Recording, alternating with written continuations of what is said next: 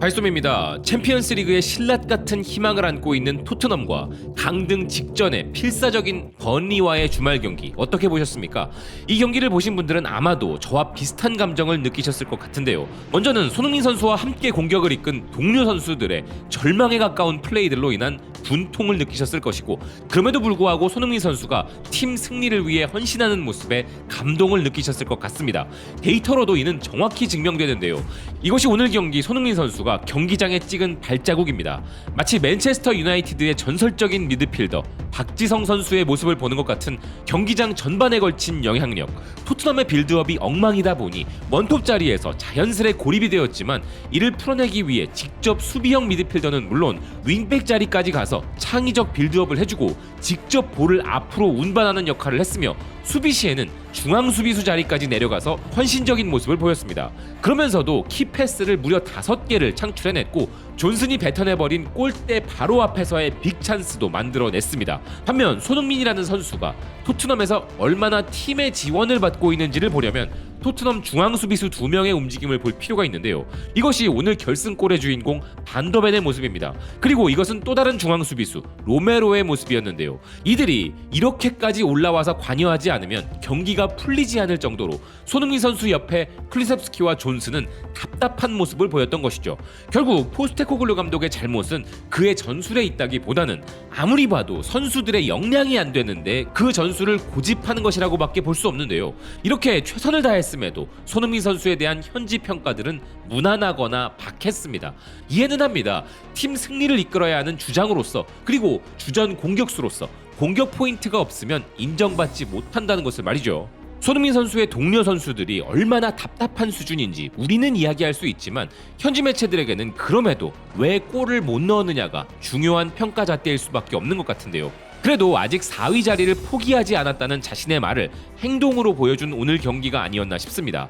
현지 평가처럼 손흥민 선수가 오늘 골게터로서의 역할은 못했다 쳐도 그들이 인정해야 하는 것은 팀 승리를 이끄는 캡틴으로서의 모습입니다.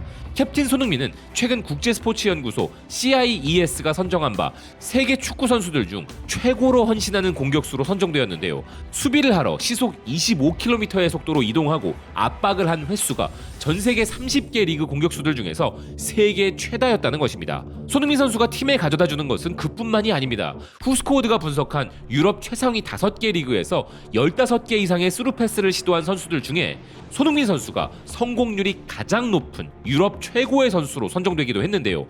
토트넘 내 프리미어리그 내에서가 아니라 전 유럽 1위인 선수가 바로 손흥민인 것이죠. 하지만 그러면서도 공격수로서의 날카로움도 놓치지 않는 손흥민 선수인데요. 한 가지 예로 최근 첼시의 수비수 악셀 디사시는 첼시 유튜브 채널과의 인터뷰에서 자신이 상대해본 리그 최고의 공격수로 손흥민 선수를 꼽았습니다. 그리고 전 뉴캐슬과 웨스트햄의 감독을 역임한 바 있는 앨런 파듀는 토크스포츠와의 인터뷰에서 이렇게 말한 바 있는데요. 난 축구 선수로서 그를 사랑한다. 난 그를 지도해보고 싶다. 그와 같은 선수를 지도해보는 것은 모든 지도자들의 꿈이며, 손흥민은 지도하기 정말 쉬운 사람이다. 그의 플레이 방식에 감탄이 나온다. 또한 케인의 공백이 어쩌네 하는 소리도 이번 시즌 쏙 들어가게 해버린 손흥민 선수입니다. 통계 매체 스쿼카는 PK골을 제외하면 올 시즌 손흥민 선수가 2022-23 시즌에 14골을 넣은 케인보다 더 많은 골을 넣었다고 이야기했는데요. 팀 최고 공격수의 공백도 메꾸면서 팀 최고의 패서 자리도 차지하고 팀 최고의 헌신력을 보여준 기적과도 같은 선수가 바로 손흥민인 것입니다. 손흥민 선수는 인기면에 있어서도 기브미 스포츠가 선정한 세계에서 가장 유명한 선수 6위를 차지하였는데요. 또한 2024년 기준 세계 최고의 선수 순위에서도 13위에 선정된 손흥민 선수입니다. 여기서 정말 대단한 점은 함께 선정된 선수들의 면모도 놀랍지만 그들의 소속팀들은 대부분 세계 최고의 클럽들이었다는 점인데요. 여기에 선정된 그 누구도 손흥민 선수와 같이 소년가장 노릇을 하면서 이 순위에 오른 선수가 없다는 점입니다. 게다가 손흥민 선수는 토트넘뿐만 아니라 전체 리그 재정에도 큰 영향력을 끼치고 있으며, 프리미어리그가 세계에서 가장 빛나는 리그 자리를 유지하는 데 큰 도움을 주는 선수인데요. 이런 손흥민 선수에 대해서 유럽 최고의 인지도를 가진 감독이자 전 토트넘의 감독으로 손흥민 선수를 직접 지도했던 무리뉴는 최근 손흥민 선수에 대한 진정한 평가 한마디를 유럽 축구계에 던졌습니다. 최근 무리뉴 감독은 EA 스포츠 FC 온라인과의 인터뷰에서 우리나라 대표팀과 손흥민 선수에 대한 질문에 이렇게 답변을 하였는데요. 손흥민 선수를 한국 선수로 보는 것이 아니라 세계 최고의 선수 중 한 명으로 본다고 이야기한 무리뉴 감독은 세계 최고의 선수임에도 토트넘에서 뛰기에 그가 우승을 하지 못하고 있는데 손흥민은 토트넘보다 큰 팀인 맨시티, 리버풀, 첼시에서 뛰어야 하는 선수라고 평가하였습니다. 그런데 이 무리뉴의 발언이 토트넘 팬들에게는 상당히 긁히는 멘트가 되기도 했는데요.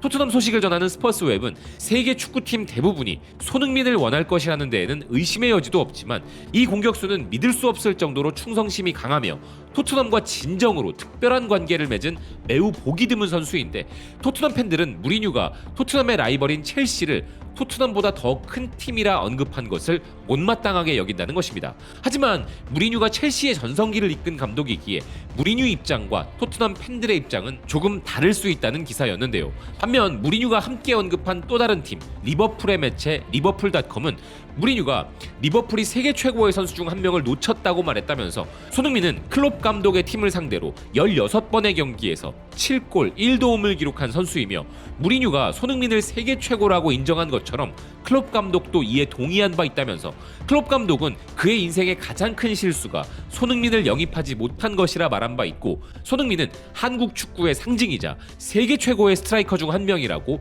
클롭 감독이 이야기했던 것을 다시 언급하고 있는데요.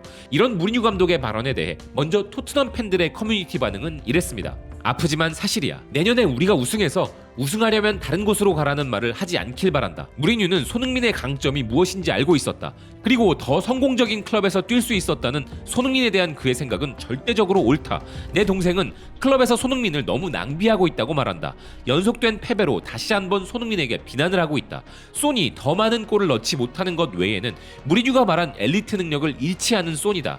난 소니 자신의 경력을 승리자로 마무리하고 무시당하지 않길 바란다. 수년간 많은 팀들이 손흥민에게 관심을 가졌다고 가정하지 않는 건 어리석은 일이야. 놀랍지 않다. 클롭 감독은 공개적으로 그를 원했다. 손흥민이 떠난다는 소식은 전혀 들어본 적 없는데 이는 그가 클럽에 얼마나 충성스러운지 증명하는 거야. 근데 멍청한 놈들은 지금 손을 팔라고 큰 소리로 외치고 있어.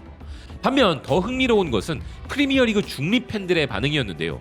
무리뉴는 왜 자기가 손의 재능을 알아차린 유일한 사람인 것처럼 말하는 거야? 손흥민은 최상위 선수야. 우린 모두 그것을 알고 있어. 무리뉴의 의견은 조금도 놀랍지 않아. 토트넘 팬으로서는 실망스럽겠지. 만약 그가 다른 최상의 클럽의 유니폼을 입었다면 그는 잉글랜드에서 뛴 최고의 선수 중 한 명으로 언급되었을 거야. 하지만 그는 여전히 그 자체로도 아이콘이고 한국에서도 그래. 그는 확실히 우승팀에 큰 기여를 할 만큼 충분히 훌륭하지만 요점은 토트넘에서는 그럴 가능성이 매우 낮고 그의 나이 때문에 우승에 도전하는 팀이 그를 영입할 가능성이 거의 없어서 그런 일이 일어날 수 없다는 거야. 그는 리버풀에 왔다면 훌륭한 활약을 펼쳤을 것이고 마땅히 받았어야 할 트로피도 받았을 거야. 손흥민이 함부르크에서 뛰던 시절부터 그는 내가 가장 좋아하는 선수 중 하나였기 때문에 편견이 있을 수 있지만 당시 난 손흥민이 바르셀로나에서 네이마르를 대체할 최고의 선수가 될 것이라고 말했었고 여전히 그렇게 믿는다.